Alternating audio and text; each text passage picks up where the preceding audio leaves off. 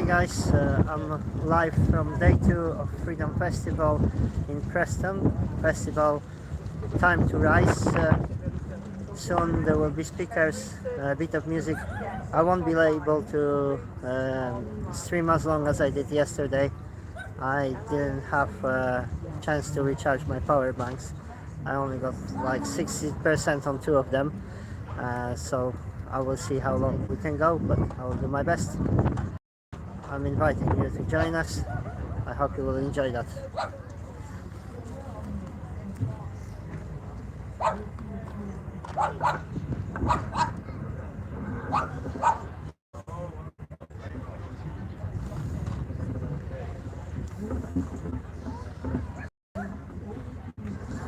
So that's day 2 festival.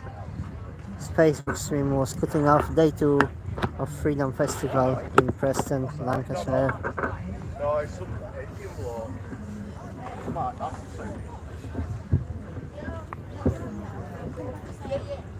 So that's how it looks. Plenty of stalls, lots of people.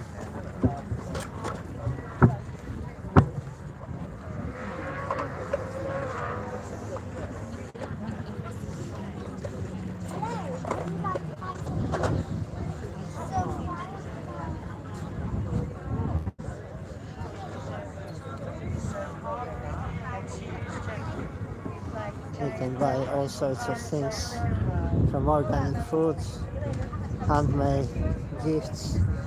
There's some girls there selling honey. It's a nice place. Nice place to be.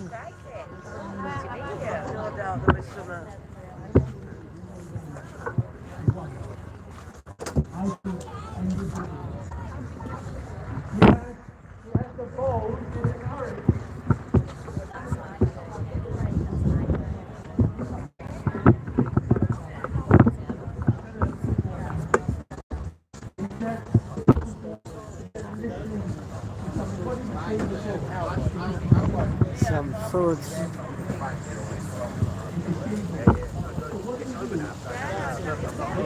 Plant-based cakes. Yo! We stay strong in our resolve. We must get these useless MPs off the green benches. We have to install people who care about us. We have to. Now, as I said earlier, democracy was registered by the Electoral Commission on the 19th of August. And the 4 founders, all of them veteran politicians, were careful to choose those 3 words, very totemic when you line them up. Alliance of Independent Minds, democracy because we want to restore it, and freedom because we want to assure freedom for everyone in this country. And it's done very uniquely. We don't have branches. We don't have whips. That means if you're now walking, if there's one of you who has 5 rebellion and want to lead the people, you become a coordinator for Ounce Walton. You listen to whoever is going to elect you, so you listen to the voters. It is direct democracy in action. We don't whip you, we don't say this field should be turned to a caravan site. No, if the people want it, you go along and support them. If they don't want it, you have to act for them. So we have a system which we call Proud of. So Proud of Ounce Walton. We have Cheryl who runs Proud of Foul Coast. We also have another way of looking at things based on vocation and profession. We have Proud of British Farmers, run by a lady farmer in Hartlepool. So when you have Proud of whatever profession you do, I normally look after Proud of healthcare workers. And you have Proud of various communities. These Proud of ambitions interdigitate and drive the party forward. We will look after our people. We will not desert them. So, there we are. We have to rise. We rise to the occasion. we have to defeat the venom, the evil that's pervading through our society. You know, I have a 15-year-old boy turn up in casualty to see me. Well, he didn't actually turn up to see me. He saw the nurse practitioner who did all the various tests, checked the ECG, the vital signs, oxygen saturation, everything was all right. But the mum brought him in because he had chest tightness, training for football. 15 years old, healthy young boy, never had asthma, never had problems before. The nurse said, look, since you just come on duty, please check this little boy. His name was Peter. Just check him over. Okay, I said, if you're concerned, why don't you do some simple tests? D-dimer, troponin. D-dimer is a marker for clots, and troponin is a marker for cardiac enzyme damage. I said, sit the mum and the boy down in the waiting area, and the results will come back in an hour's time. An hour later, the nurse came rushing to my room. You know, the troponin we did 10 times above normal. Shall we get the registrar in? No, you do nothing of the sort. You better transfer him straight across to Trent Cardiac Center, City Hospital across the way. That was my first case of myocarditis in a teenager asked to be jabbed, asked by the school teacher to be jabbed for his sake, for the community's sake. What a load of rubbish.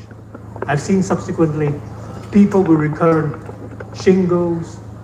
My own best man died of accelerated non-Hodgkin's lymphoma. That is the sinfulness of a government that listens to supranational organizations. We owe it to people to serve others in the community. So we must band together. Now, I know you say there are other parties out there that should claim and reform and so on. But I tell you this, on the 25th of September, and knowing the ethos of our party that we want an alliance to create a formidable challenge to the established parties so badly infiltrated. We set up this declaration called the Belmont Declaration on the 25th of September 2021. And we'll invite Richard Tice, we invited Lawrence Fox, David Curtin, Neil Hamilton. None of them turned up. They had their own agendas. How blind, how stupid.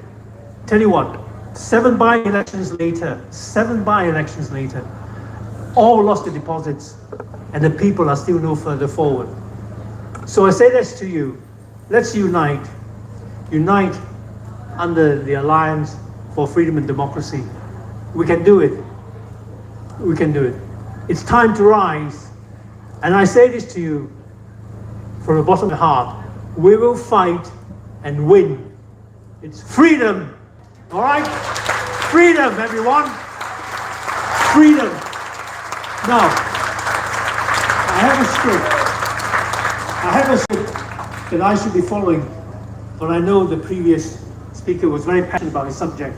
So I'm happy that I've gone off script. I'm happy to answer any questions you have. Any questions you want to ask of me, and I'll gladly answer. But one of the first things I say, if no one asks any questions, is please join the Alliance for Democracy and Freedom. Set up a powerful branch here. Well, we call it Proud Of group here. And you lead, you show the way to other people around here in Lancashire. Thank you very much.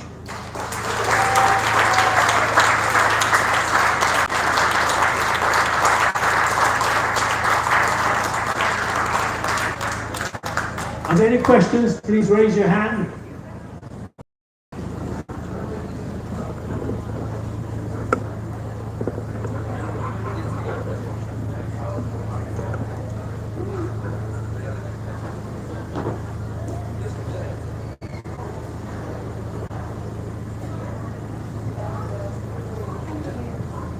Thank you. I just want to ask, are your GP colleagues waking up at all? Do they realise what's going on?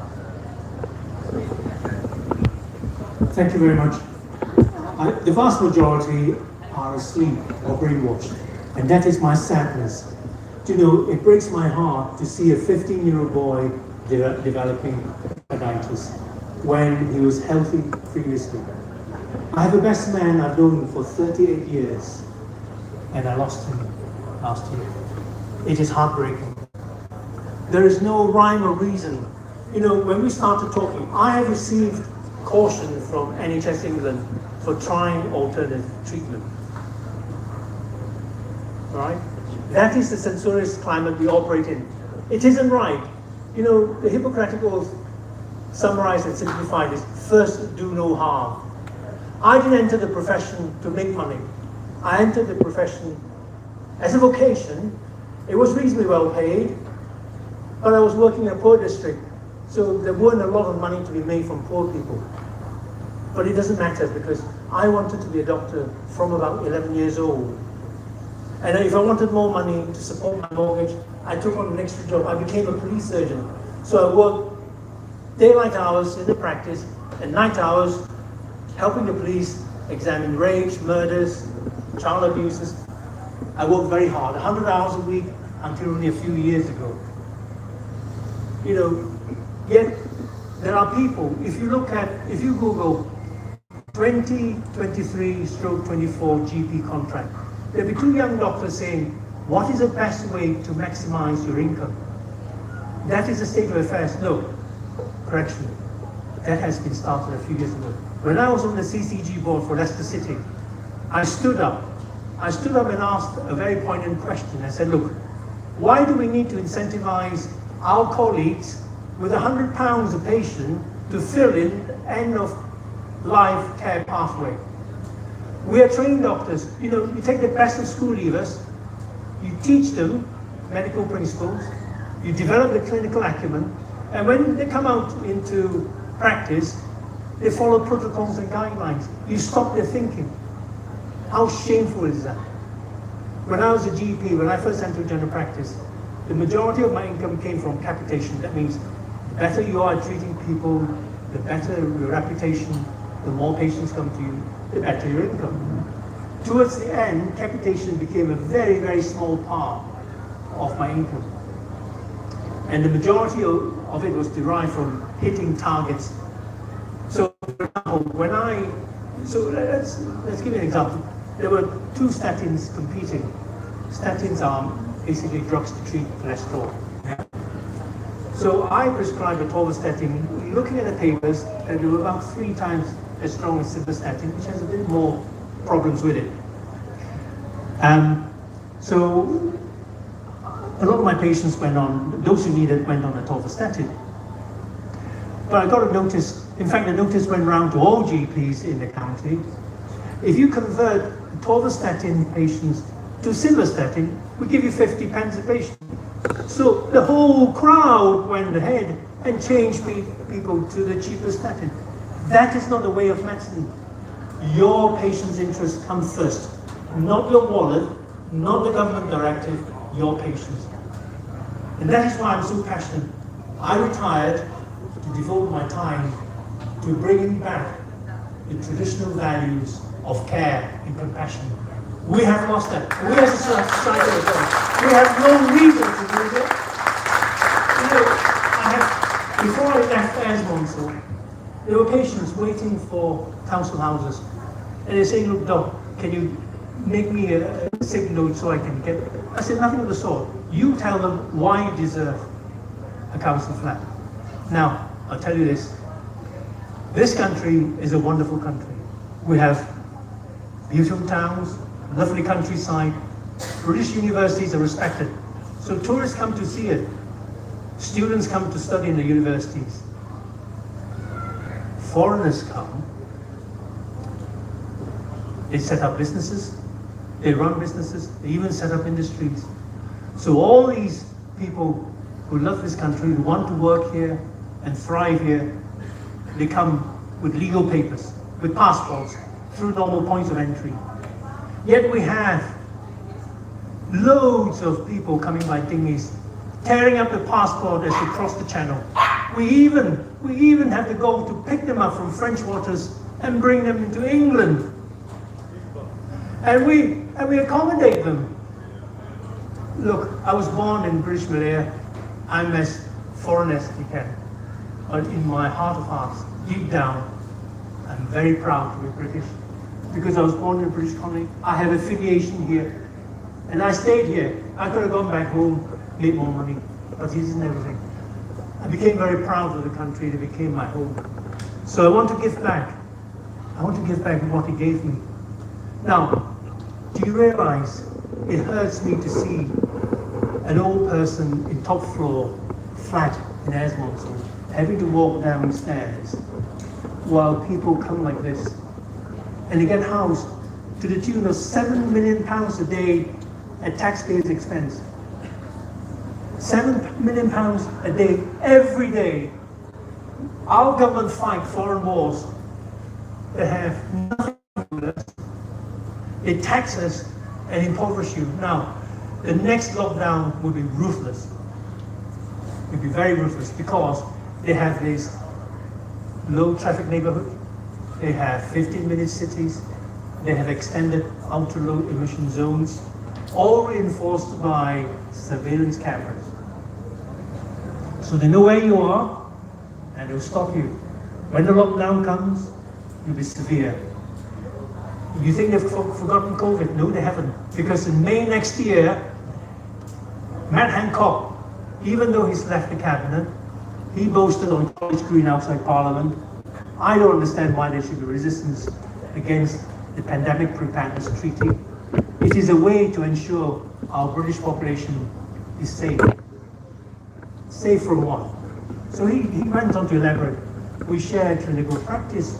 We have this treaty which will spread the word how to deal with new types of infection. I'm a doctor. If you want to share good clinical practice, you don't need a legally binding treaty and give up your national sovereignty. You have an agreement. You go into partnership. You share practices without losing your national sovereignty. They think we are fools. They're treating us fools. So let me tell you this. I'm going around the country at my own personal expense and encouraging everybody to be quiet, but to get reinforcement, get themselves into groups, and let's show them. Let's show them at the ballot box. I'm not one for violence. We don't need the pitchfork. And we will do it. Of course, that is if they allow a general election, because they might say the pandemic is on, we can't have a general election. But we're going to be prepared for that. We will fight them at the box. If you love the country, please join me, join my colleagues, and let's win this fight. We've got to fight a good fight. Freedom, my friends! Freedom!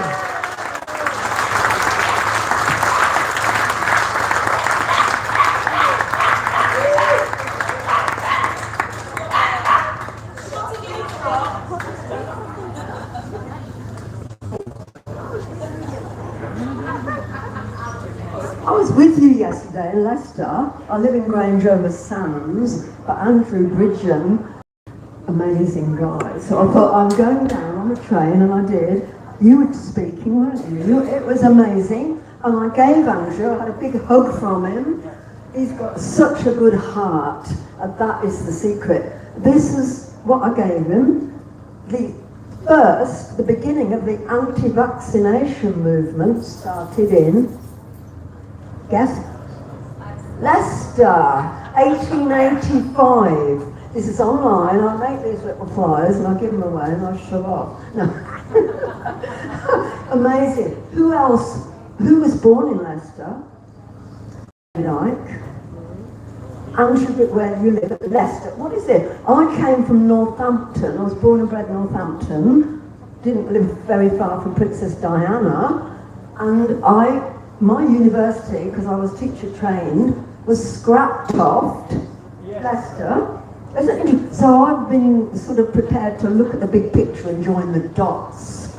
And the main thing is to keep positive, absolutely fantastic, and really enjoyed it. And the other leaflet that I gave out was about boosting your immune system. I give these out, and that is getting rid of the toxins, getting rid of them. Don't let anybody put anything in you. And if you have a mother, my mum died of cancer in because my grandparents had a lot of money. They could afford the toxic dentistry. We've been poisoned since 1800 time with mercury in black amalgam. Well, that passes down the generation to the maternal line, harms children before they're born. Tim Farron knows all about this. I think he hides if he sees me. I've been warned not to go to see him about anything to do with vaccinations because that's child abuse and it's criminal to harm children before they're born. So this is even before, and I was third generation mercury toxic when I was born a long time ago. You can tell I got rid of it all. I'll shut up in a minute. Because you need to detox, and it's super anyway to be here, and you're all amazing. We are one big family.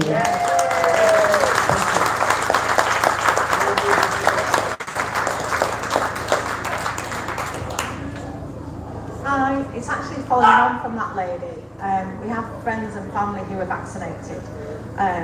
Quite an increase of cancer rates, and for me it's all about what can we give them. I mean, we've got one here today he's not in the tent, he's gone because he's not quite sure what he'll hear, he's not sure if he's ready to hear the full extent of the damage what's been done. But where can we send people for trusted resources to gain knowledge on how to detox, how to help them, like the lady said about the immune system? Any advice that you can give? Thank you very much. Now, earlier on I alluded to the fact that the medical profession is under very strict constraints. So we're not allowed to talk freely, and that is the biggest subversion to early identification of problems.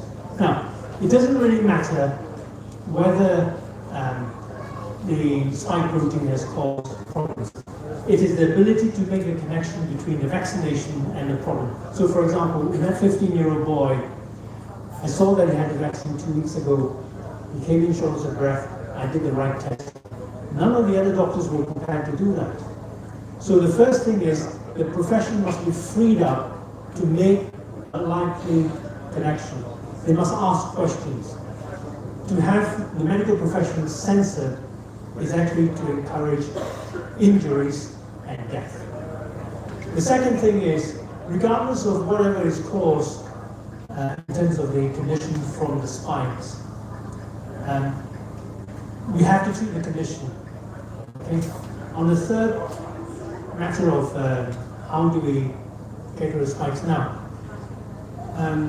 if I take you a step back, Pfizer vaccines have to be transported well below 0, -20. And to get it to room temperature, to vaccinate you with it, it has to be brought up to room temperature, given, and then discarded. Now, we're not sure how many people have toxic problems from improper storage conditions. Andrew, yesterday, for example, alluded to the fact that the clinical trials were carried out with stringently controlled and manufactured batches. The batches that came out in a massive rollout had different constituents rolled out at what Trump called warp speed. Okay, so quality control was quite questionable. There's so many unknowns. I'm not a scientist privy to that knowledge. But whatever is pointed out by all these people digging deeper, I think we have to pay attention. The safest thing is prevention is better than cure. Do not take anything you're not comfortable with. You have your bodily autonomy. You do what you want. Nobody can force you. Okay. Now, in terms of doing things properly, Dr. 𝑀cCulloch, the cardiologist in America, if you go to his website, if you go to the website of my colleagues called ukmfa.org, UK Medical Freedom Alliance, they are looking at various things. My friend Tess Lowry is also participating now. The reason why some of these things take so long to come through is they are looking at the safety aspect, the efficacy aspect in a proper manner, taking time and care. They're not rushing it through. So hopefully, eventually, if the World Economic Forum, the World Health Organization persists with the spike vaccination, we will be ready for it. But I would say this, despite, my colleague in St. George's Hospital, Professor Angus Dalglish, he knows, he co-wrote a paper with a Norwegian scientist that the spikes are very unstable, the manufactured spikes, and they're very toxic. So Angus lost 3 of his friends through lymphomas, and that's how bad it is. I lost my own best man. So we've got to be careful. All I say is, do not buy something, do not accept something that you're not happy with. It's a free choice, you can make your own decision, but we do be careful, don't be forced into it. Does that answer your question? Are you aware that COVID has been estimated in all vaccines and I think we've got to go on the premise that there is a virus because they have manipulated it. They say they manipulated it. all viruses have been estimated because the experiment itself is I can't comment on that. I can't comment on that.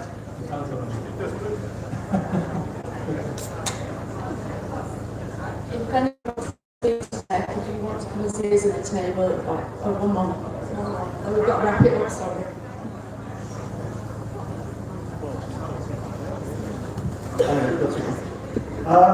Earlier on you talked about the Alliance for Democracy and Freedom, and then talked about other political parties with clear no support.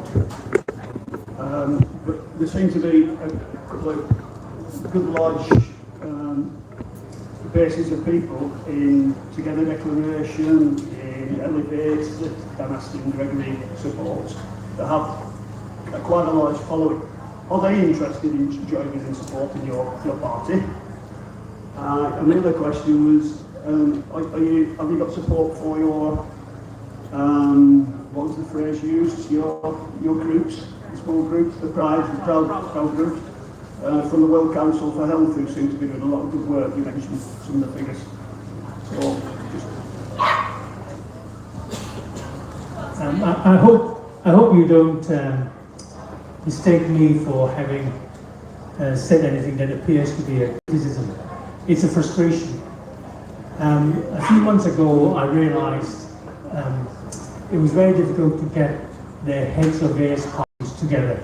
So I said to 𝑀𝑘𝑜𝑘𝑚, I said, I will resign. I will resign so that if I was an obstruction to unity, then I'm happy to go.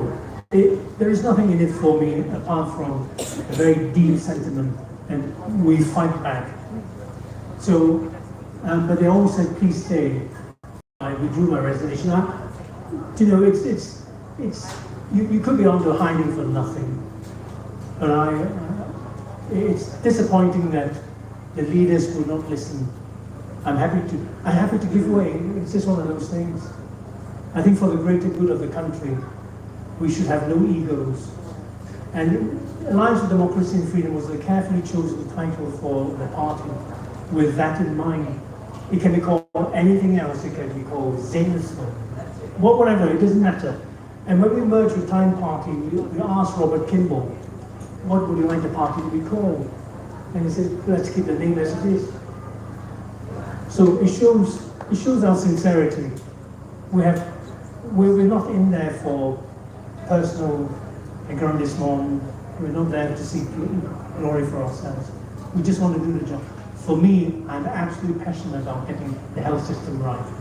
I can spend another hour talking to you about why there's so much corruption, how we can redress the problems. I look forward to meeting you informally after the talk. Thank you very much.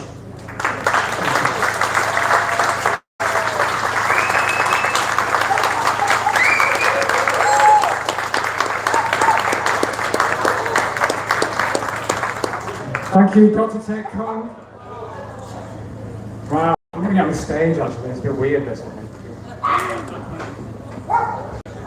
Okay guys, so we're going to introduce this gentleman was first on my list to bring to this festival. He's responsible for completely destroying my illusions on music.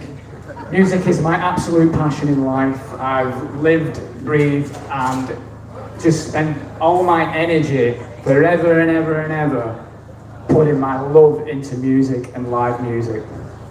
And during the shit show, as I call it, it became apparent and very obvious that all my heroes weren't really heroes. So let me introduce the man who's actually studied this in great detail, and we know he's going to explain why they're not really heroes, and that's Mark Devlin. Thank you, Mark.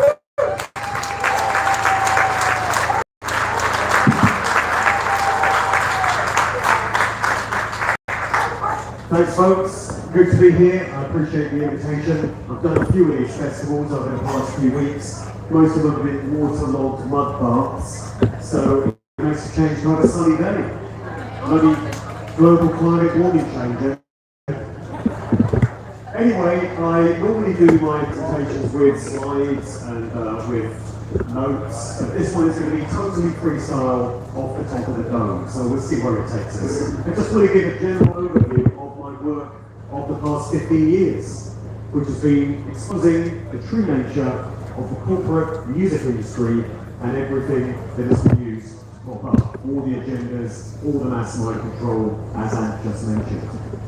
I think to set the tone, I can't better paraphrasing what is on the rear cover of my first musical truth book, which goes something like this. For most people, the music industry represents a form of harmless fun and entertainment. Beneath the glossy veneer, however, lies the devastating truth of what these institutions are really used for. And this is something that became very apparent to me when I set out on this path of research, as I say, about 15 years ago. Prior to that, in what feels like a previous life, I was a club and radio DJ. I was reasonably successful within the sort of R&B, hip-hop, urban music field. I used to play gigs up and down the country. It's a bit like what I'm doing now, really. I do speaking gigs now and go all over the place. And back then I was doing DJ gigs. And as a radio DJ, I was on Galaxy Radio in Bristol for a while. I did some radio stations in Oxford. But I wanted nothing more than to get on the BBC. That was my big dream. Getting on Radio 1, getting on 1 Extra. I used to send up my demo tapes. I used to turn up in the reception of the building, offering to take the programme director out to lunch, to convince him why he needed to have me on his station. And I used to get very frustrated and very bent out of shape when it never happened to me. But what I didn't realise was that was my greatest gift, not making it on the BBC. What a bloody nightmare that would be. I don't think I come with the appropriate credentials, if you know what I mean. I would never have fitted in there. Anyway, one thing which became apparent to me very early on is that the corporate-controlled music industry is actually a branch of the military-industrial complex. And people are shocked when they first hear that. But there's so much evidence to back up this contention. If we take it back to the very early days of the popular music industry, and I trace that back to sort of the mid-1950s, the emergence of rock and roll, the rock and roll lifestyle and culture, we can see that many of the early record labels that were putting out music by the likes of ℕ Presley, and then later the Beatles, the Rolling Stones, so many other famous bands, had direct ties to expressions of the military. So RCA, for example, stands for the Radio Corporation of America, and it was developed directly at the US Navy. Decca, Parlophone, EMI, also were expressions of the military. They were involved in developing radio systems, sonar, radar, different methods of delivering audio before they became record labels. And then they started putting out the likes of ℕ Presley and Cliff Richard and people like that. Cliff Richard's dad worked to form EMI in a research capacity. And we have no end of famous musicians whose fathers were involved in different expressions of the military. There was a great book by Dave McGowan called Weird Scenes Inside the Canyon. Anyone here read that? Only a couple, okay. Well, it comes highly recommended. It was published in 2014. I learned a lot from it. It definitely informed the style of research that I now do. So Dave McGowan was a regular dude out of LA. He was a builder by profession, but he was a fan of 60s music, psychedelic rock, folk rock, country rock, that mid to late 60s scene. He was into all the big bands at that time, and he started off down a path of research, and his interest was piqued by one particular district of LA, known as Laurel Canyon, up there in the Hollywood Hills. It was in this neighborhood that so many of the bands and musicians that became instrumental in the 60s counterculture hippie flower power era congregated for some reason. They were coming from all over the United States, they were coming from overseas, from Britain, in the case of the Animals up there in Newcastle, Mark Steele country. Also from Canada, many artists coming down from there, the likes of Joni Mitchell, Neil Young, so many others. And what McGowan's research uncovered was that almost without exception, the fathers of these prominent musicians were high-ranking military professionals. So we're not talking rank-and-file foot soldiers that would have been drafted into conscription. We're talking generals, admirals, and people of that nature. A great example that he highlighted, which was devastating for Ant to discover, is that of Jim Morrison, frontman of the Doors. So he was put out there as something of a poster child for that anti-war, anti-establishment generation. He seemed to embody the ethos of the youthful generation at the time, the baby boomers, that generation, who ostensibly were anti-Vietnam War, just getting started, and were anti-everything the government at that time represented. So Jim Morrison appeared to be someone who represented those values. But somehow we have to reconcile Jim Morrison, the iconic rock god, with the fact that his father, George Stephen Morrison, was the Navy Admiral in charge of the fleet of ships involved in the Gulf of Tonkin false flag incident, which effectively catapulted America into the Vietnam War. That is far from an isolated example. Jim was an actor, by the way. You can find a video of him on YouTube where he's looking very different to his Doors frontman image. He's wearing a polished blazer, he's got his books under his arm, and he's doing an ad for a university in Florida in 1964, 1 year before he emerged fully formed as the frontman of the Doors. In McGowan's book, he highlights many other examples. It's not just Jim Morrison. Frank Zappa's father. Frank Zappa was a hero of that countercultural movement. Many people feel that he was anti-establishment in his viewpoints, but we have to somehow reconcile that with the fact that his father was involved in bioweapon research based at the Edgewood Arsenal, just outside Washington, D.C.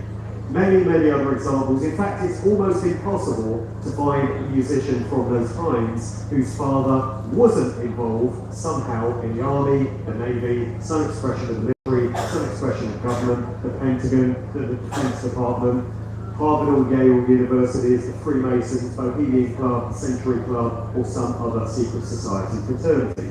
The Grateful Dead stand as another great example. They influenced a whole generation of stoned out rock fans who believed that they were the real deal and again embodied their values. But when we look into the personnel of the Grateful Dead, we find again direct links into Freemasonry, Bohemian Grove, and aristocratic bloodline families going back several generations. This is key to so much. We'll get back to that. McGowan's work was very important in highlighting the fact that these musicians gravitated towards this one particular district in Laurel Canyon. which had a very dubious history down to the fact that it housed a covert military research base known as Lookout Mountain. Could that be the key to why so many of these musicians were congregating in that one particular area?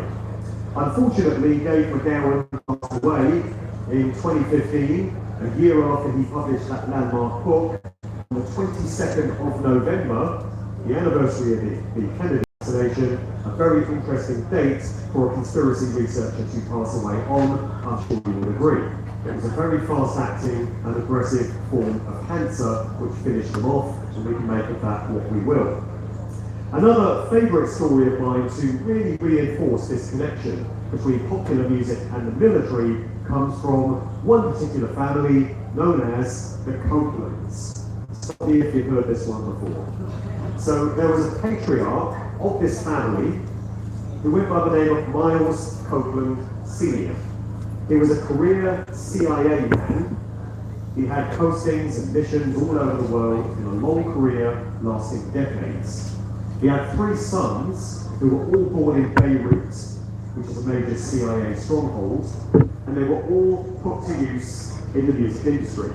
So there was Ian Copeland, there was Stuart Copeland, who many people will know as the drummer in the group The Police, and there was Miles Copeland Jr. And between them, these 3 brothers ran many music industry-based companies. The whole punk and new wave scene coming out of both Britain and America was very closely tied into the Copelands. They ran record labels, they booked bands and tours, they had their own show on MTV, and they were gatekeepers for that whole scene. If you didn't have the co-signing of the Copelands, you weren't really going to succeed as a band in those genres. So they did like to give little clues as to what they were really all about and where they came from. So they had a sort of holding company that they operated through known as Copeland International Artists, or CIA for short. They also had a booking company for bands known as Frontier Booking International, a record label which they called International Records Syndicate, and the house band of that particular family was of course the Police, as in they were there to police all the other bands on that scene. The Police featuring Sting, as in a sting operation. One that you never see coming, one that takes you by surprise, but only if you're not paying attention. My research has also shown endless links, unfortunately, between these expressions of the military and trauma-based mind control and also satanic ritual abuse. It seems that where you find expressions of the military, mind control and SRA is never far behind. And unfortunately, where you find those elements, you often find expressions of Satanism and dark occultism and also pedophilia. These are all things that you don't necessarily expect to find within the popular music industry, right? But the examples are everywhere. In the 3 volumes of my music-proof books, I outline many of them with citations and references to show where they came from. So many artists in the popular music field will have been subject to satanic ritual abuse from an early age, from childhood. Many of them are unfortunate enough to be born into the wrong families, because family bloodlines are very important, not just to the music industry, but to all expressions of organised society. So you'll find this in the Hollywood film industry, you'll find it in the world of politics, you'll find it in the world of big business, in the world of finance, science, of medicine, of the military. It's the same throughout.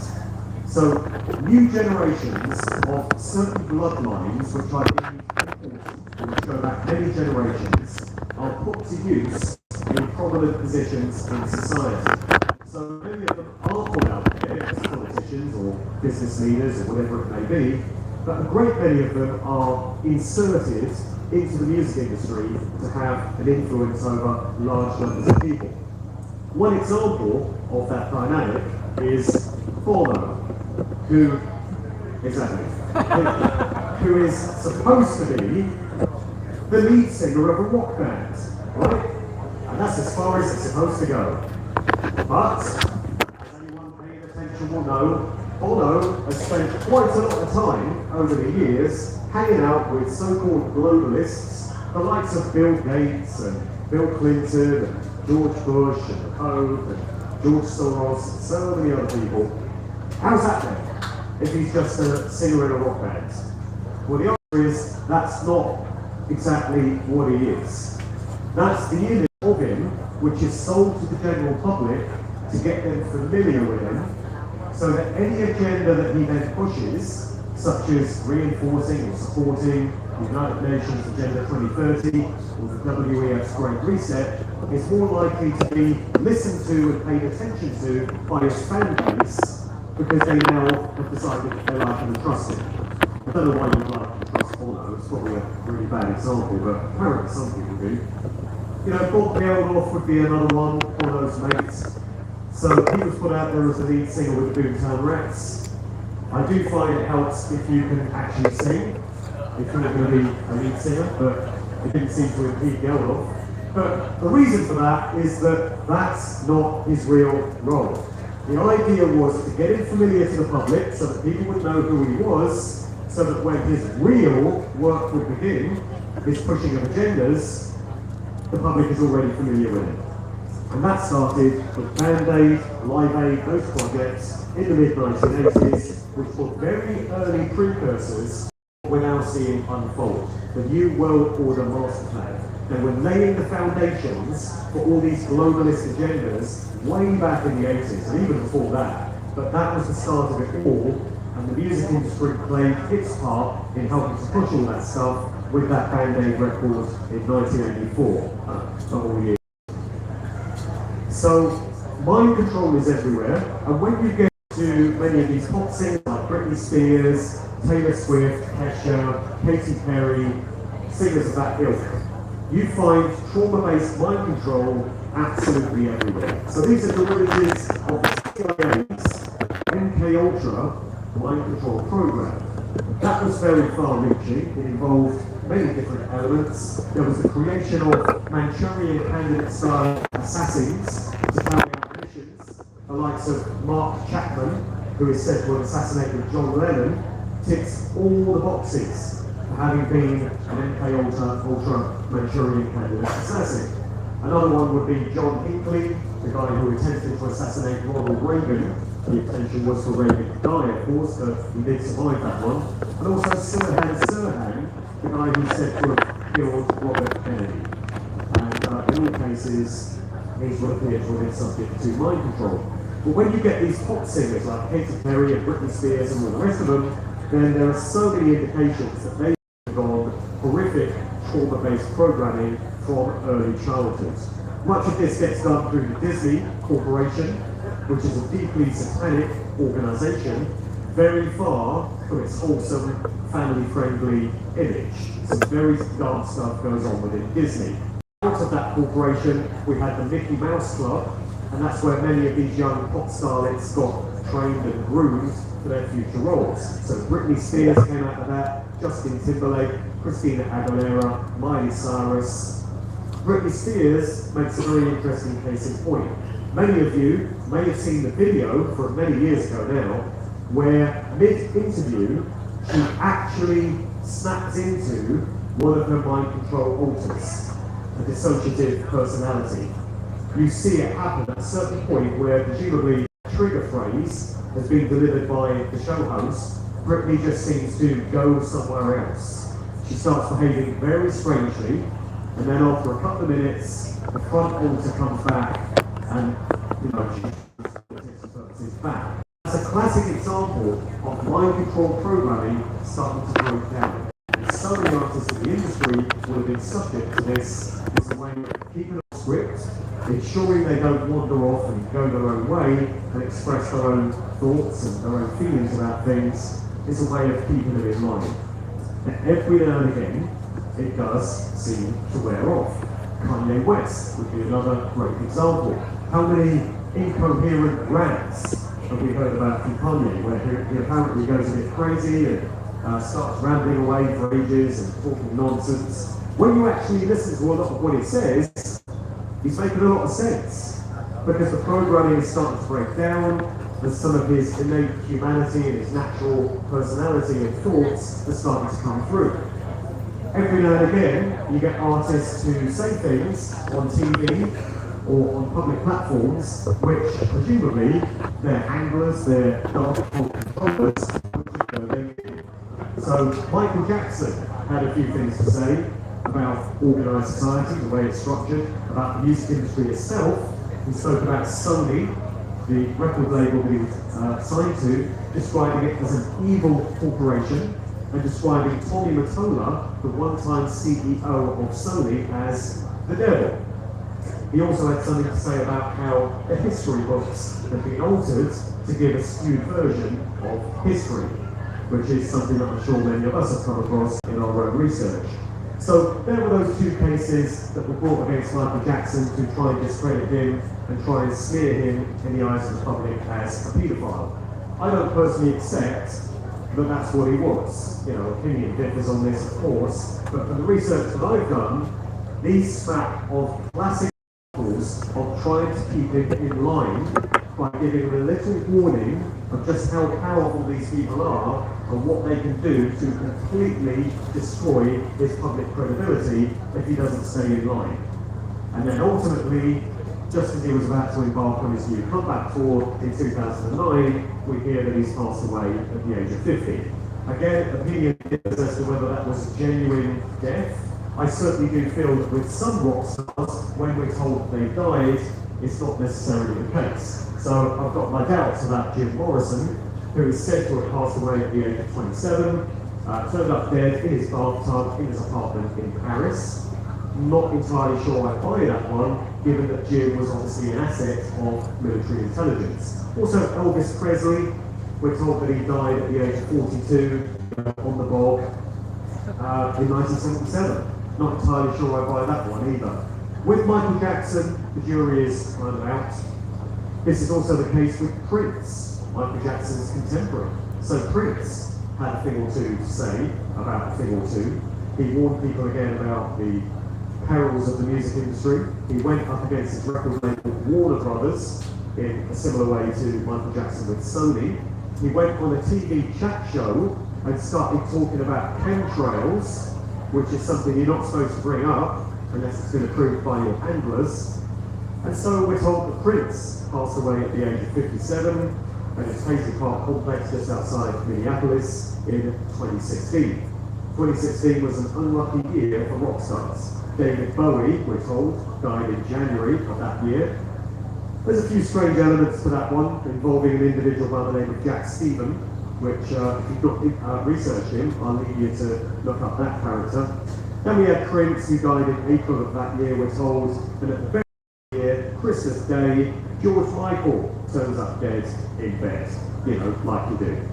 10 years to the day after James Brown turned up dead in hospital on Christmas Day 2006. So many anomalies, many discrepancies with George Michael, many other questions, many of them revolve around his lover, his partner, this guy 𝑀𝑎𝑡𝑡 𝐻𝑜𝑦. He's an unlucky guy to be in a relationship with, to be honest, because prior to getting with George Michael, he was with Stephen Gately of Poison, who dropped dead of sudden adult death syndrome. We've had a fair bit of that lately, haven't we? But he was way ahead of his time, because this was several years ago in New Yorker. And 𝑀𝑎𝑡𝑡 𝐻𝑜𝑦 was said to have been distraught at the death of his partner, you know. Short while after that, he's got together with George Michael, and George turns up dead in bed on Christmas Day. 𝑀𝑎𝑡𝑡's story was that initially he was in the house with him, he woke early, headed to check on George, found him unresponsive in bed, and phoned the emergency services. 𝑀𝑎𝑡𝑡 then changed his story to police and said, no, actually, I was sleeping outside in the car that night. Because we all do that, don't we? We sleep outside our lovers' houses in our car on freezing Christmas Eve rather than in the warm in bed, you know? Makes sense. And as far as I'm aware, the police didn't detain him and had no further questions for him, and he was allowed to walk away a free man. So, like I say, maybe George Michael was another guy who rocked the boat a little bit. He appeared on an episode of the BBC's Hard Talk in 2003, challenging the Bush and Blair regime's warmongering in Iraq and Afghanistan in the wake of 9/11. Again, the sort of thing that is not going to make you too popular with your industry overlords if that's not a message that's been pre-approved beforehand. Something else which has become very apparent to me is that any time you get any sort of fad, trend, movement, scene which sweeps up huge numbers of people in their millions, you can be sure that it's a social engineering agenda which has come out of some sort of institution such as the 𝑇𝑜𝑚𝑚𝑦 Institute in London, which specialises in psyops of this nature. I've just had some new t-shirts made up with the slogan 𝑇𝑜𝑚𝑚𝑦 resistant. A few people get it twisted. I was at a festival the other week and this guy came up to me and said, "Oh, I'm moving to 𝑇𝑜𝑚𝑚𝑦 soon, what do I need to know about the place?" Thinking that I was talking about the town in Devon. I have nothing against the town in Devon. This is the 𝑇𝑜𝑚𝑚𝑦 Clinic or the 𝑇𝑜𝑚𝑚𝑦 Institute. They work very closely with MI5 and MI6 and the BBC. They're all effectively arms of the government, arms of military intelligence, and they control popular culture and entertainment. It's been weaponised against the people. It's an ingenious method of getting it done because people's guard is always down when they think they're just getting entertained. You think you're just going to watch favourite bands in concert. You think you're going to the cinema for some wild escapism. You think you're just listening to some favourite music while you do the housework. You don't realise that you could be getting programmed by the if your conscious mind is not engaged. It's in the confines of the subconscious mind where all this stuff gets done. Another aspect of it is symbolism, dark occult symbolism. We see the calling cards of the hidden hands, these secret society networks that control the industries, placed everywhere. They're in music videos, they're on record sleeves, they're in magazines, they're at live stage shows. You get the pyramid, you get the 666 sign, you get the Masonic shush sign and all this stuff. And it's going directly into the subconscious mind of the collective, getting absorbed and getting acted upon until it's brought through into the conscious mind where it can be properly processed and comprehended. So all these fads, all these trends, all these scenes can be shown to have been constructs of social engineering. I know it's devastating news. I know I don't make myself a particularly popular guy in putting this information out there, but I like to remind people that it's not me that made things this way. I'm just reporting on what I've found. I'm just delivering the message. I wish the message was better. I wish things weren't this way, but it is what it is, and all the evidence is there to support it. So I mentioned the 60s counterculture scene, total social engineering psyop. Its more recent equivalent would be the acid house rave scene, which got going in 1988. We're on the 35th anniversary of that. I've just completed a 4-part podcast series with Dom and Chris of Sheep Farm Studios and Matt of the Beatles, where we really dissect that whole scene and everything that it led to. The explosion in club culture and electronic dance music, which can be demonstrated to be, unfortunately, just another psyop. This one to usher in transhumanism and artificial intelligence, in training fans of electronic dance music to embrace digital electronic ways of doing things. It all ties in to that UN Agenda 2030, Great Reset, New World Order Master Plan, Smart Grid, Digital Cities, 5G, and all the rest of it. Nothing of the sort. Sorry to break it to you.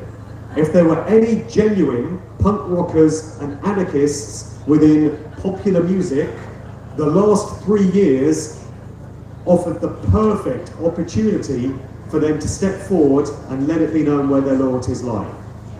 Did they? Did they? Fuck.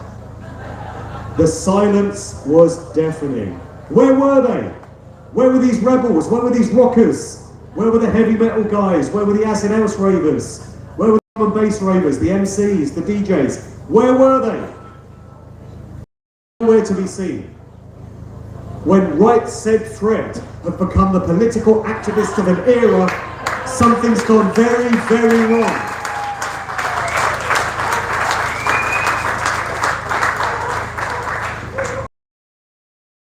Continue to push and promote the official agenda. Sir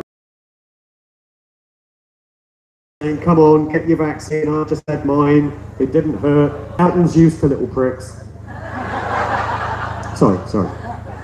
Carl Cox, hero of the electronic dance music scene, you know, hero, DJ, producer, doing an interview with the NHS, encouraging club goers and festival goers to go out and take the vaccine.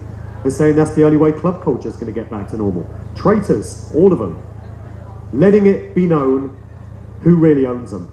The only reason they've got all that fame and that wealth and that prominence and that success is because it's been gifted to them by those parties that can make these things happen. Otherwise, they quite simply wouldn't be there. And unfortunately, there are no exceptions.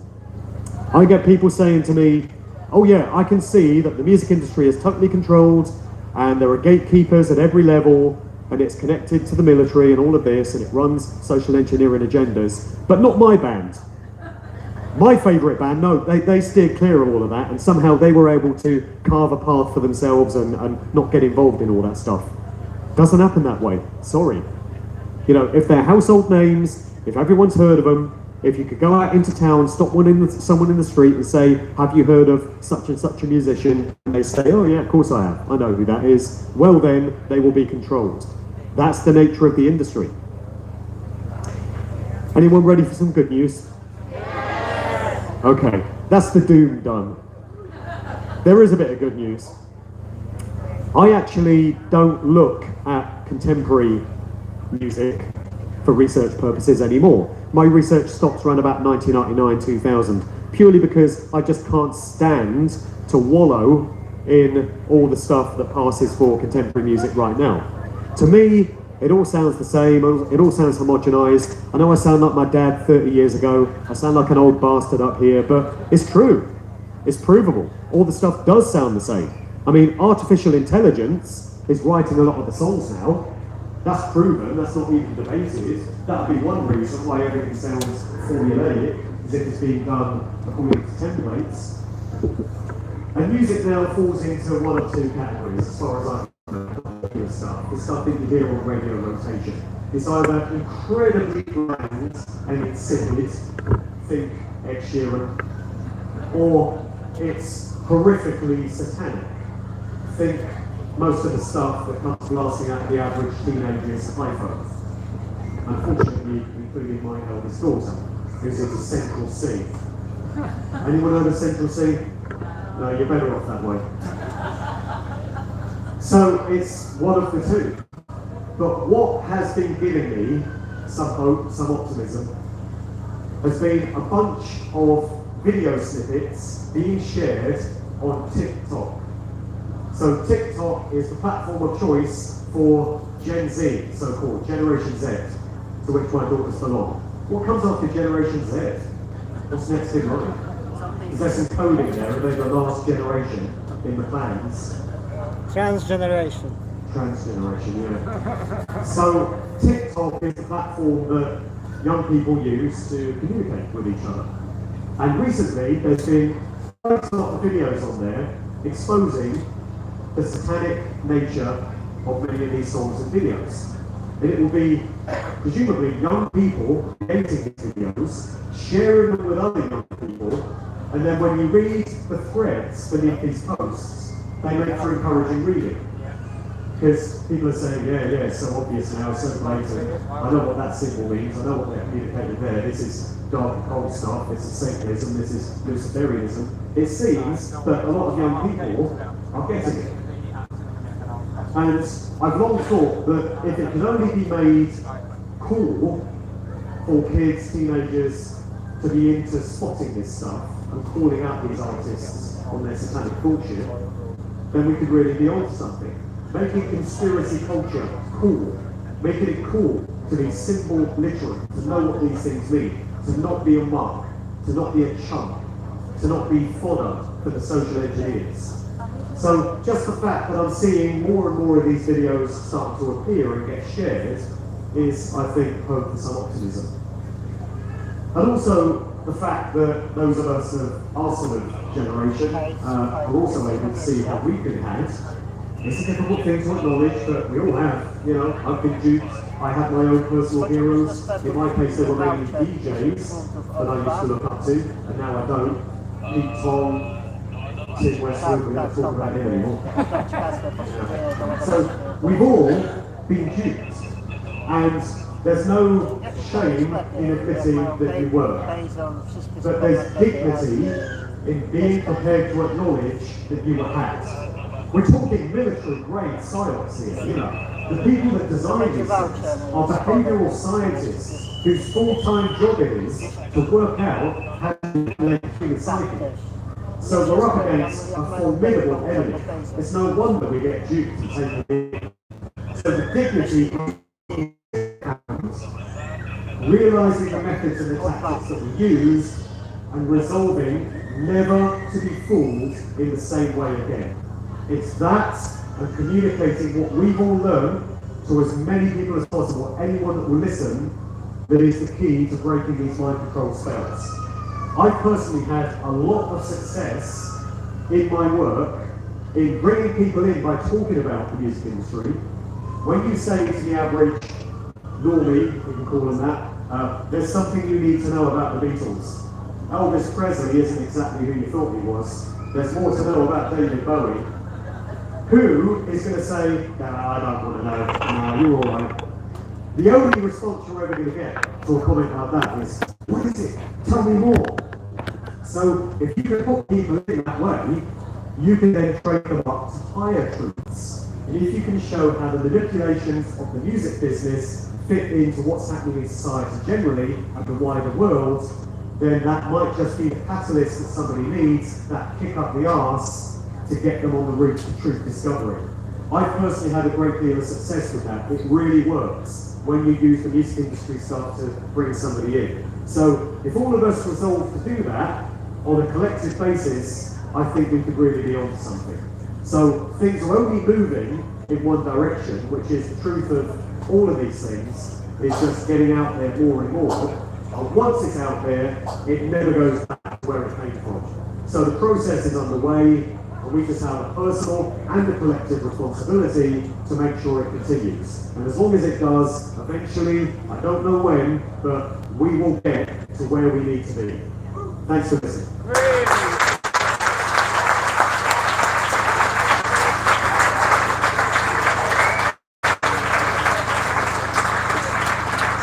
Sorry, if I may be permitted a quick plug, I do have copies of all my books, a small table at the back of the bar, so if anyone is interested, I'll be over there, and feel free to come and speak to me and ask me questions if you would like to as well. Thanks again. Everyone. You know what, I'm still looking to the doors, but I was never looking to the waves. And thank you for ruining my life, Mark. Before we move on, we're going to move on very quickly because we're on tight schedule. I'm going to do a bit of a shameless punt. I'm interviewing Mark Devlin tomorrow for the Drake Michigan channel. Please follow us, subscribe to us on YouTube. Just do a search for Drake Michigan and subscribe, and we really appreciate that. It really helps us and supports us.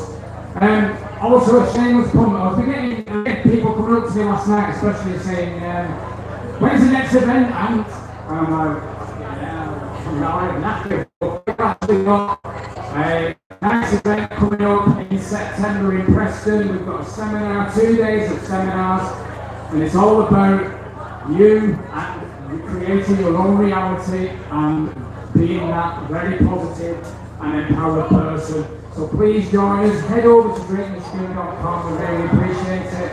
We're going to go straight into the music.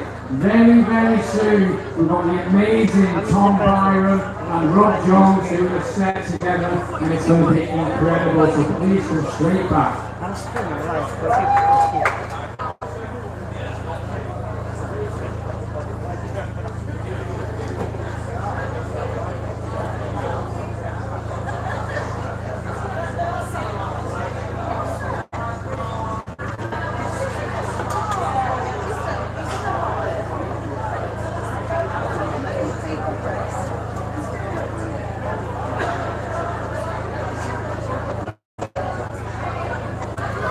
Hey, mate. As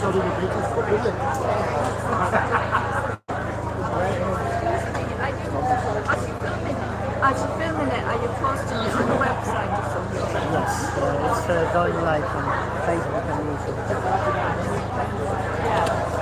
Yeah, because I'm going to write something because there's do a lot of writing. So I'll... You can go on my page and there are links to my social media. I got links to my social media. Right, okay. Thanks a lot then. Bye. Sorry. Are these going to be collated anywhere? We could get because Yes, they're going live. Yeah. I took 2 or 3, but I missed the Man of Steel. I missed the Man of Steel as well. Personally. I went to town to charge the Right. devices. Okay. Well, where will they be printed? Where will it be published? Take a picture of my page. Oh. It will be on my social media. Thank you. Not just URL, and there will be links to my social media. Thank you very much.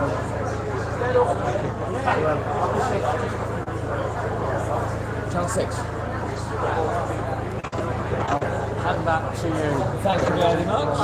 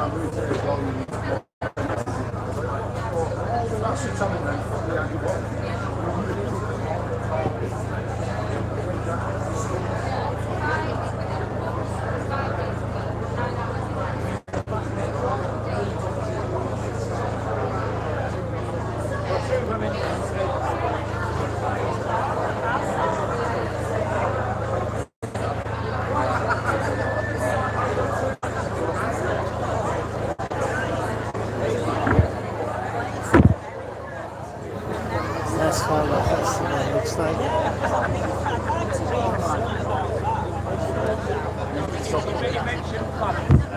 As you can see, sunny weather, lots of nice boats.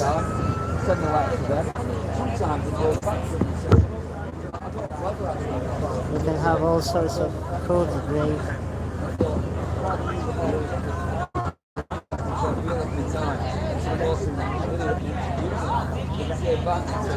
Family friendly.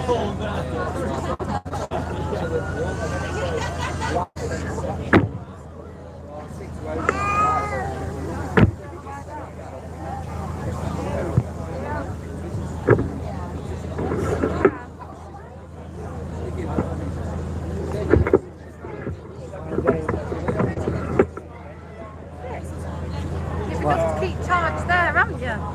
Sorry? I said you've enough to keep charged there. Yes. I ran out of everything yesterday. 7 Did hours. you? You could do with a power bank. Yeah, I ran out of 2 power Oh, banks you're joking? and all devices. Oh no, that'd be your heaven, phones. How are you finding the festival? Really good. It's a lovely vibe, isn't it? Yes.